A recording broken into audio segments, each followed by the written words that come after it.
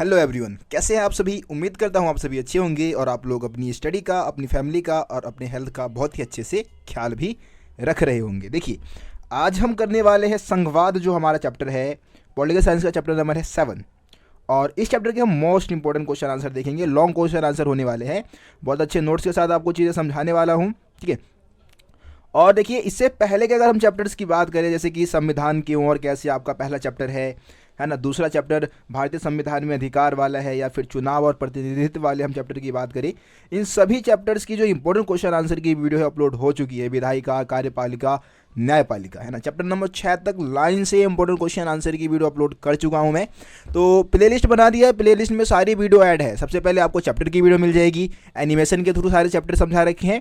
और चैप्टर के बाद आपको लॉन्ग क्वेश्चन आंसर और कुछ चैप्टर की जो है एमसीक्यू वीडियो है। एमसीक्यू वीडियो भी मैंने अपलोड कर रखी है, एमसीक्यू क्वेश्चन की वीडियो भी अपलोड है। तो आप उन सभी वीडियोस को ज़रूर देखिए। वीडियो का लिंक जो है, आपको प्लेलिस्ट का लिंक जो है डिस्क्रिप्शन में डाल दूंगा, या फिर आप चैनल पे जाके भी देख सकते हैं। इसके अलावा अगर आप चाहते हैं नोट्स परचेज करना, तो भी उसका भी लिंक आपको डिस्क्रिप्शन में मिल जाएगा। क्वेश्चन आंसर फॉर्म में ही है भाई नोट्स, ठीक है। तो इससे क्या है कि बच्चों को फ़ायदा भी होता है, बच्चों को क्वेश्चन आंसर का भी नॉलेज हो जाता है, और टॉपिक वाइज हमने क्या किया है, उसमें ज़्यादातर चीज़ें हमने ऐड करने की कोशिश की है। तो आप वहाँ से नोट्स डाउनलोड करके आप स्टडी कर सकते हैं। 11th क्लास में है तो आप जाहिर सी बात है कि थोड़े से हमने क्या किया, नोट्स को शॉर्ट कर दिया है, छोटा बनाया है, ज़्यादा लेंथी नोट्स नहीं बनाए। लेकिन आप 12th क्लास में जाएंगे तो 12th क्लास में आपको काफ़ी ज़्यादा लेंथी नोट्स देखने को मिलेगा। उसमें हमने हर एक टॉपिक, हर एक पॉइंट्स को ऐड किया है। लेकिन 11th क्लास में हमने कुछ टॉपिक स्किप भी कर दिए हैं, ताकि बच्चों को ज़्यादा जो मतलब उतने इंपॉर्टेंट नहीं है जो टॉपिक, उन सभी टॉपिक को हमने क्या किया है, स्किप कर दिया है नोट्स में, ठीक है। जो आपके मतलब, लेकिन फिर भी हमने कोशिश यही की है कि ज़्यादातर टॉपिक को हम उसमें कवर करें। और आप लोग अगर नोट्स डाउनलोड करते हैं, उससे पढ़ते हैं, तो जाहिर सी बात है कि आप कम समय में ज़्यादा बेहतर अपने एग्ज़ाम में कर पाएंगे। वैसे नोट्स कैसे डाउनलोड करना है उसके ऊपर एक वीडियो मैं अपलोड कर दूंगा, तो 1-2 दिन में वो वीडियो अपलोड हो जाएगी। तो अगर आपको नोट्स डाउनलोड करने नहीं आता है तो भी आप सीख जाएंगे, ठीक है। चलिए, अब हम क्वेश्चंस को देखना स्टार्ट करते हैं। तो दोस्तों, यहाँ पे हम पहला क्वेश्चन देखते हैं। पहला क्वेश्चन दिया गया, संघवाद क्या है। संघवाद से आप क्या समझते हैं, संघवाद का अर्थ आपको यहाँ पे समझाना है।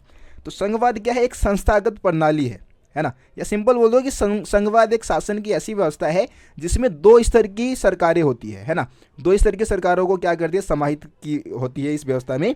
एक तो प्रांतीय स्तर की सरकार होगी और दूसरा केंद्रीय स्तर की सरकार होगी।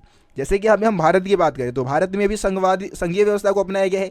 यहाँ पे क्या है कि भाई, एक केंद्र सरकार है जो कि पूरे देश की शासन व्यवस्था को चलाती है, और दूसरे स्तर पे जो है वो राज्य सरकार है ना। हर एक राज्य की अपनी खुद की सरकार होती है। तो केंद्र और राज्य स्तर की सरकारों में जो शक्तियों का बंटवारा किया गया है, इसी को हम संघवाद या संघीय व्यवस्था बोलते हैं। उसके बाद अगला क्वेश्चन दिया गया है, जो कि मोस्ट इंपॉर्टेंट क्वेश्चन है भाई, संघवाद की विशेषता बताइए, ठीक है। बहुत बार आप अगर प्रीवियस ईयर के क्वेश्चन पेपर उठाकर आप देखेंगे ना, तो उसमें रिपीट होते रहता है भाई ये क्वेश्चन, संघवाद की विशेषता बताइए।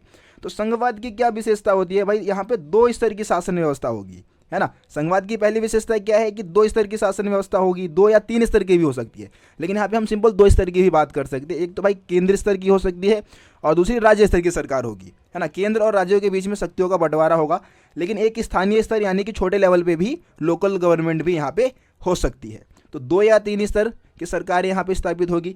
इसके अलावा संविधान द्वारा सरकार का गठन किया जाएगा, ठीक है। संविधान के माध्यम से सरकार चलाया जाएगा, और संविधान जो होगा वो लिखित होगा। उसमें केंद्र और राज्य सरकार के सारे जो भी अधिकार क्षेत्र है वो वर्णित होंगे, है ना। तो यहाँ पे सरकार द्वारा, मतलब संविधान द्वारा सरकार का गठन किया जाता है। स्वतंत्र न्यायपालिका, संघीय व्यवस्था में क्या देखने को मिलता है कि भाई एक स्वतंत्र न्यायपालिका होती है, जो कि केंद्र और राज्य सरकार के बीच में कोई भी मतभेद हो जाए तो उसको दूर करने का काम करेगी न्यायपालिका, है ना। तो स्वतंत्र न्यायपालिका की प्रावधान भी इस संघीय व्यवस्था में की जाती है। विशेष शक्तियाँ, है ना, वे विषय जिनका वर्णन किसी भी सूची में नहीं किया जाता है, वो केंद्रीय अधिकारी में केंद्रीय जो अधिकार क्षेत्र है उसमें आ जाता है। मतलब अवशिष्ट शक्तियाँ, कुछ ऐसे शक्तियों का वर्णन भी संघीय व्यवस्था में किया जाता है जिसका वर्णन ना तो मतलब केंद्र सरकार के कामों में किया गया है, ना राज्य सरकार के कामों में किया गया है। तो ये विशेष शक्तियाँ यानी कि अवशिष्ट शक्तियाँ जिसको हम बोलते हैं, उसका वर्णन भी किया जाता है। तो ये विशेषताएं आप संघीय व्यवस्था में बता सकते हैं। 4 पॉइंट्स है, काफ़ी है। 4 नंबर में क्वेश्चन आता है, ठीक है। आगे बढ़ते हैं, अगले क्वेश्चन की बात करते हैं। अगला क्वेश्चन है, भारत में कितने राज्य और संघीय क्षेत्र है? राज्य तो आपको पता है, संघीय क्षेत्र का मतलब है केंद्र शासित प्रदेश की यहाँ पे बात कर रहे हैं।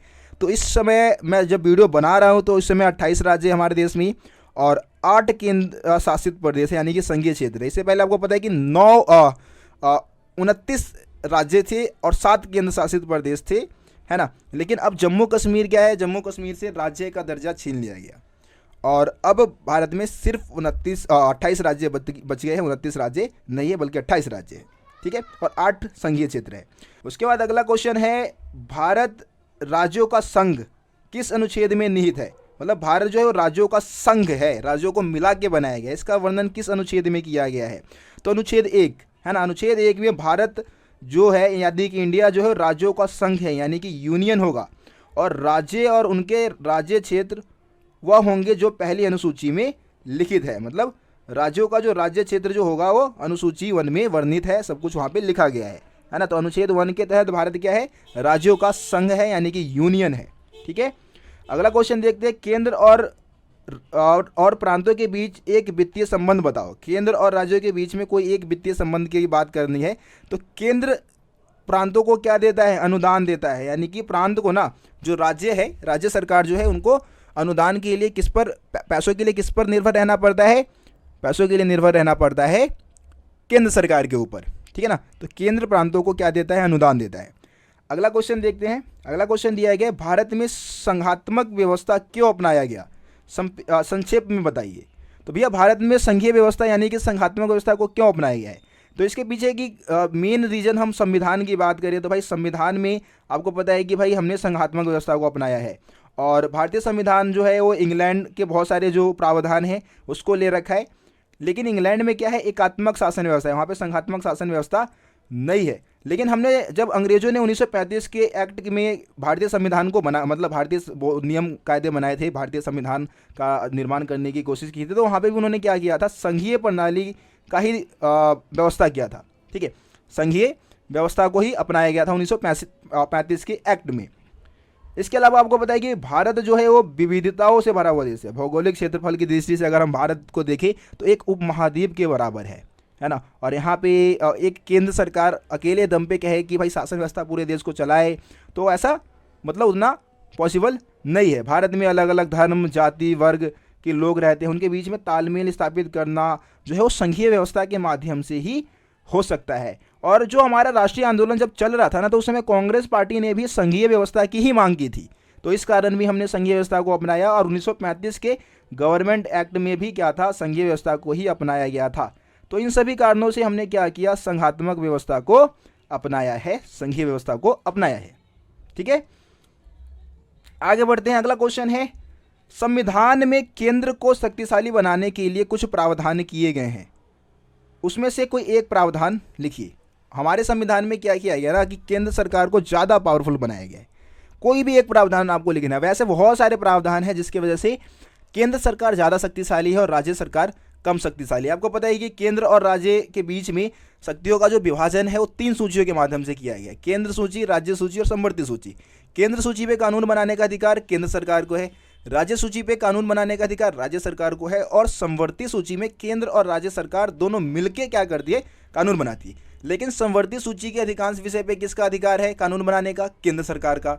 दूसरी तरफ जब आपातकाल लागू होता है ना, तो आपातकाल के दौरान राज्य के जितने भी विषय है, राज्य कानून के और राज्य सरकार के जितने भी विषय है उस पर कानून बनाने का अधिकार संसद का होता है, यानी कि केंद्र सरकार का होता है। तो आपातकाल लगेगा तो उस समय भाई राज्य सरकार की सारी शक्तियाँ छीन ली जाती है और समवर्ती सूची के भी ज़्यादातर विषय केंद्र के हाथों में दिए गए हैं। इससे समझ में आता है कि केंद्र सरकार क्या है, ज़्यादा शक्तिशाली है, ठीक है। तो ये पॉइंट आप लिख सकते हैं। उसके बाद हम बात करते हैं सरकारीय आयोग क्या है, इसका गठन कब हुआ। सरकारीय आयोग से हम क्या समझते हैं, तो केंद्र राज्य संबंधों के से जुड़े जो भी जांच है, मतलब केंद्र और राज्य सरकार के बीच में जो भी संबंध है उसके जांच के लिए एक आयोग का गठन किया गया था, उसी को हम सरकारीय आयोग कहते हैं। किसके लिए इस सरकारी आयोग बनाया गया था, केंद्र और राज्य के बीच में संबंध की जांच पड़ताल के लिए ये आयोग बनाया गया था। इस आयोग का गठन कब हुआ, 1983 में, ठीक है। तो ये सरकारी आयोग के बारे में क्वेश्चन हो गया, इंपॉर्टेंट क्वेश्चन है, आता है एग्जाम में आपके, ठीक है। अगला क्वेश्चन देखते हैं भैया। अगला क्वेश्चन दे रखा है कि भारत में संघात्मक शासन प्रणाली की स्थापना की गई है किंतु इसकी आत्मा एकात्मक है, वर्णन कीजिए। मतलब हमने ना संघीय व्यवस्था को तो अपना रखा है जिसमें केंद्र और राज्य सरकार के बीच में क्या होगा, शक्तियों का बंटवारा किया जाएगा, लेकिन आप अगर वास्तव में देखें तो इसकी आत्मा एकात्मक है, मतलब कि केंद्र सरकार ज़्यादा शक्तिशाली है। ठीक है, केंद्र सरकार को ज़्यादा शक्तिशाली बनाया गया है। इससे ये समझ में आता है कि इसकी आत्मा जो है ना वास्तव में एकात्मक है। ठीक है, देखिए यहाँ पे क्या पॉइंट्स दिया गया है, उत्तर दे रखा है कि भारतीय संविधान के अनुच्छेद 1 में भारत को राज्यों का संघ कहा गया है। संविधान में ऐसे प्रावधान है जिसमें यह स्पष्ट होता है कि भारत में संघात्मक शासन होने के बावजूद भी इसका जो स्वरूप है वो क्या है, एकात्मक है। उदाहरण के लिए संविधान के अनुच्छेद 3 के अंतर्गत यह व्यवस्था है कि चाहे तो किसी भी राज्य की सीमाओं में परिवर्तन कर सकता है। मतलब केंद्र सरकार, यहाँ पे लाइन सही से लिखा नहीं है, केंद्र सरकार चाहे तो किसी भी राज्य की सीमा को जब मर्जी तब परिवर्तित कर सकता है अथवा नए राज्यों का निर्माण कर सकता है। एक राज्य में से दो क्षेत्रों को अलग करके नए राज्य भी बना सकता है केंद्र सरकार। तो राज्यों का अस्तित्व तो भाई ऐसे ही खत्म हो जाएगा। ठीक है, ये हो गया। इसके अलावा भारत में एकल नागरिकता की व्यवस्था की गई है। मतलब कि भारत में आप कहीं भी पैदा हो जाओ, कहीं भी आप कहलाओगे भारतीय ही। आप बिहार में पैदा हुए हो तो आप बिहार के नागरिक नहीं हो, आप इंडिया के ही नागरिक हो। आप अगर यूपी में पैदा हुए हो तो आप यूपी के नागरिक थोड़ी नहीं हो, आप तो भारत के नागरिक हो। नागरिकता आपको सिर्फ भारत की ही मिलेगी, यानी कि राज्य की नागरिकता आपको नहीं मिलती है, जो इस बात को दर्शाता है कि भारत में एकात्मक व्यवस्था है। इसके अलावा अगला पॉइंट बताएंगे कि भारत में भाई एक ही सर्वोच्च न्यायालय की व्यवस्था की गई। मतलब सर्वोच्च न्यायालय जो है वो एक ही है। ठीक है, अलग अलग राज्यों के लिए सर्वोच्च न्यायालय की व्यवस्था नहीं की गई है।